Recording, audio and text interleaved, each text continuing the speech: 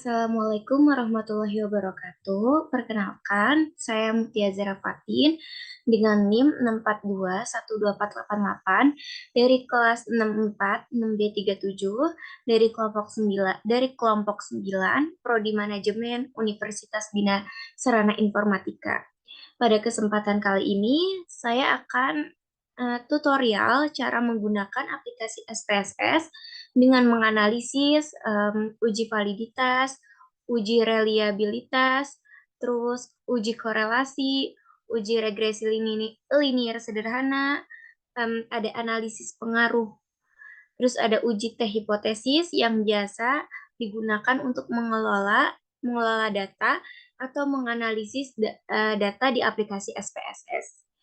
Oke, ini tutorialnya ya. Pertama kita uji validitas. Untuk mengetahui valid atau tidaknya di uji validitas, pertama kita membuka aplikasi SPSS terlebih dahulu, terus kita ke variable view. Nah, di sini saya sudah cantumin ya dari X11 hingga Y15 hingga skor total. Lalu ini sesuai dengan pertanyaan yang saya bikin. Lalu kita ke data view. Nah, di sini saya sudah cantumin responden saya yang saya bikin di Google Form.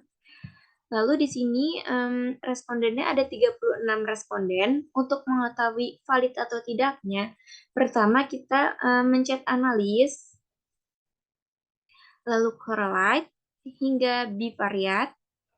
Nah, ini ada keluarkan seperti ini.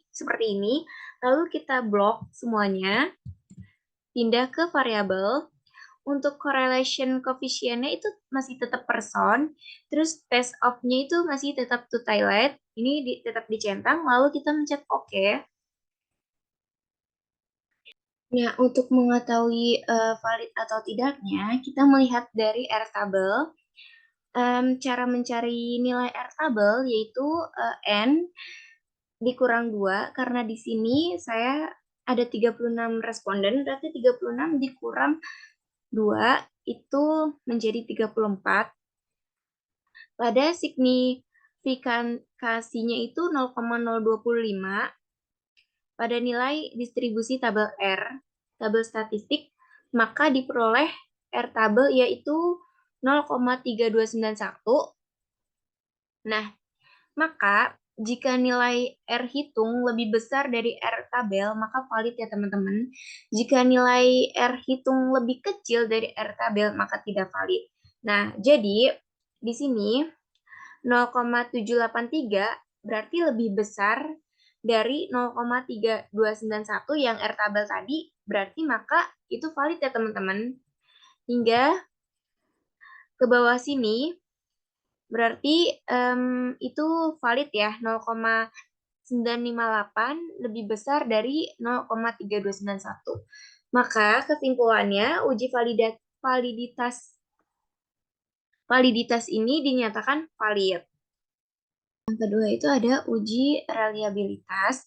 Jadi uji reliabilitas yaitu tingkat reliable suatu variabel penelitian dapat dilihat dari hasil uji statistik Cronbach alpha A atau variabel dikatakan reliable jika nilai Cronbach alpha yaitu lebih besar dari 0,60.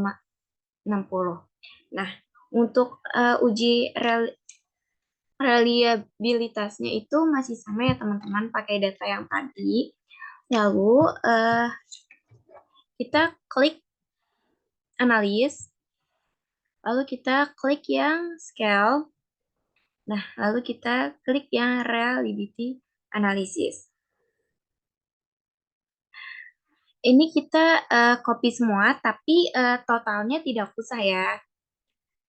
Kita copy semua, ayo kita copy.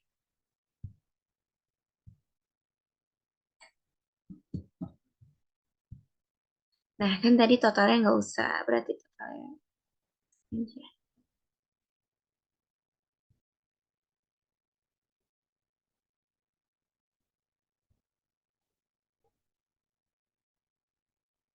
Ini kita langsung ke statistik. Ini kita pencet centang item, scale, terus scale if item delete. Terus di sini kita pilih correlation. Nah, ini karena saya pengen tahu ya untuk masing-masing itu berapa correlation-nya. Jadi kita klik continue. Oke, ini modelnya tetap alpha ya, karena Cronbach alpha. Kan tadi variabel dikatakan reliable jika nilai Cronbach alpha-nya itu lebih besar dari 0,60. Nah, jadi Cronbach alpha-nya itu 0,895, berarti lebih besar berarti lebih besar ya daripada 0,60, berarti pengaruh program pelatihan variabel X-nya itu 0,895 dikatakan reliable ya teman-teman. Nah, yang ini pengetahuan karyawan variabel Y-nya itu 0,894 lebih besar dibanding 0,60, berarti reliable ya teman-teman. Jadi terlihat bahwa semua variabel baik itu pengaruh program pelatihan dan pengetahuan karyawan semuanya dinyatakan reliable re- reali- reliable ya teman-teman. Hal ini terlihat dari nilai Cronbach alpha dari masing-masing variabel memiliki nilai di atas 0,60. Nah, untuk selanjutnya itu ada uji korelasi. Jadi korelasi yaitu ukuran statistik yang menunjukkan sejauh mana dua variabel memiliki hubungan linear satu sama lain. Untuk menguji korelasi ini, apakah hubungan antara variabel X dan Y dapat bersifat positif atau negatif. Nah, jadi datanya masih sama ya teman-teman, cuman diubah aja jadi X dan Y. Di sini labelnya saya tulis yang X itu pelatihan dan Y itu pengetahuan. Lalu kita pindahkan ke data view. Di sini sudah ada ya teman-teman datanya dari kuesioner yang saya bikin dari Google Form. Lalu untuk mengetahui positif atau negatifnya di korelasi, kita memencet analis, lalu correlate, lalu yang ini bivariate. Terus kita pindahkan ya, ini pindahkan ke variabel. Pindahkan, lalu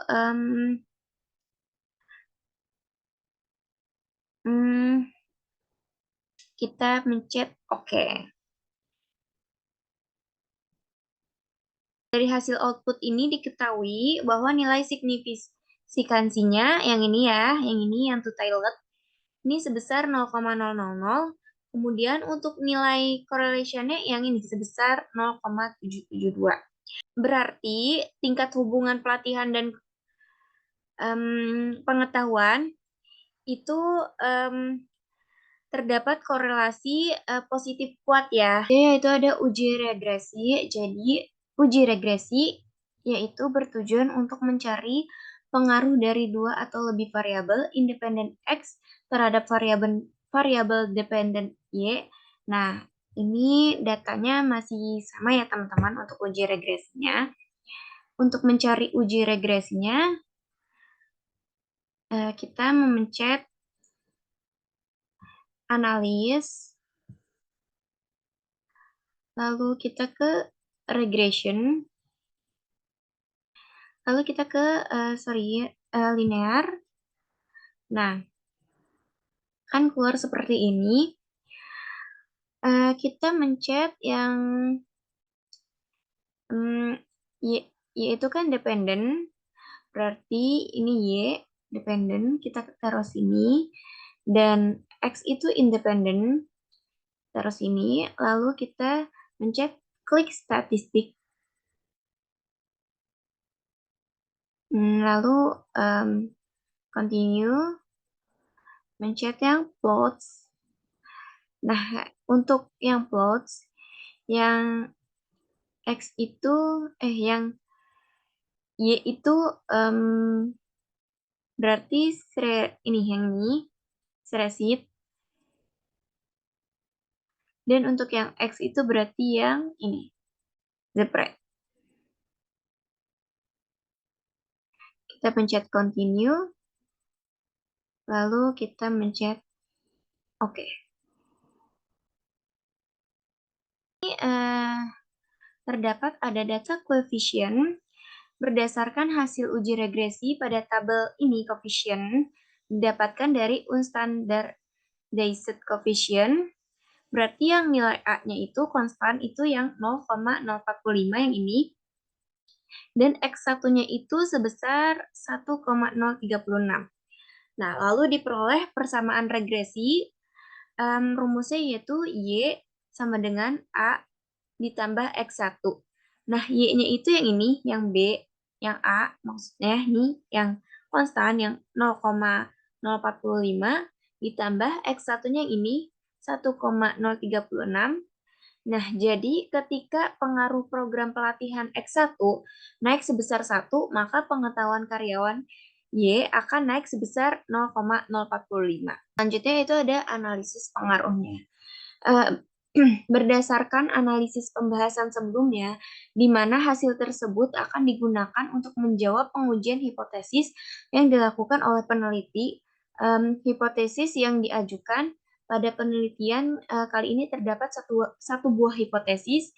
Hipotesis yang akan diajukan tersebut antara lain H-all atau hipotesis nol, yang artinya tidak terdapat pengaruh yang signifikan antara program pelatihan terhadap pengetahuan karyawan.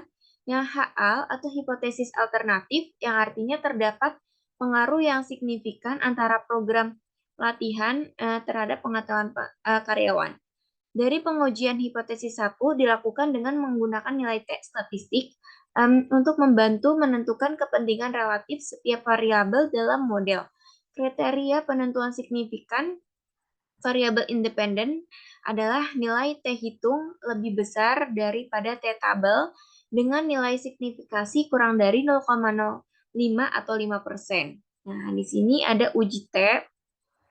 Nih yang ini nih, teman-teman, uji T diambil dari deskripsinya berarti X1 ya. X1 itu berpengaruh terhadap Y, berarti nilai T-nya itu yang ini 0,016. T tabelnya itu yang ini. Nah, T tabelnya itu diambil dari T tabel, yaitu sebesar 2,028, yang berarti itu ditolak ya, teman-teman.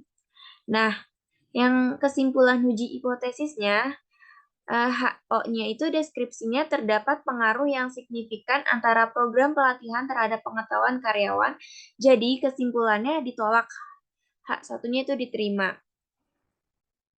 Selanjutnya yaitu yang koefisien. Koefisien yang artinya bertujuan untuk koefisien determinasi, yang artinya bertujuan untuk mengukur seberapa besar pengaruh variabel independen terhadap variabel dependen. Nah, uji koefisien ini dari tabel summary. Bentar. Nah, yang ini ya teman-teman.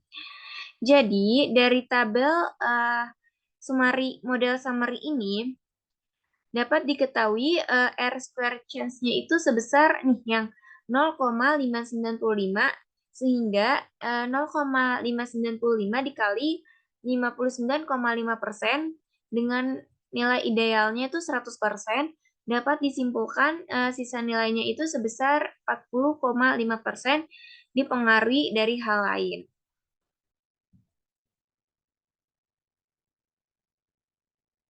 Nah,